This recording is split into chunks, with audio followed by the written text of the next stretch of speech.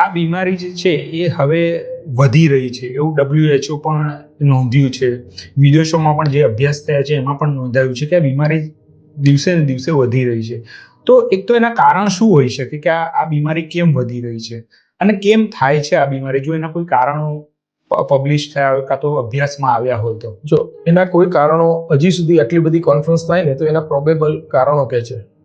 એમાં પહેલું કે જ્યારે બાળક માતાના પેટમાં હોય ત્યારે માતાનું હાઇપોથાઇરોઇડિઝમ હોય કે એનો થાઇરોઇડ ઇમ્બેલેન્સ થયેલો હોય, માતાએ બાળક પેટમાં હોય ત્યારે કોઈ જે ફિટસને હાર્મ કરે, બાળકને અંદર હાર્મ કરે એવી દવા લીધેલી હોય, અથવા ઘણા બધાને તણાવ તો હોય છે પણ જરૂર કરતાં વધારે માનસિક તણાવથી એક ગ્રસ્ત હોય, સ્મોકર મધર હોય, આલ્કોહોલિઝમ વાળી મધર હોય, એવી માતામાં આવા બાળકોનું પ્રમાણ વધારે જોવા મળ્યું છે. જે લોકોએ IVF થી બાળક કે આર્ટથી બાળક ગર્ભધારણ કર્યો છે એવા બાળકોમાં પણ આ ઓટિઝમની બીમારીનું પ્રમાણ વધારે જોવા મળ્યું છે.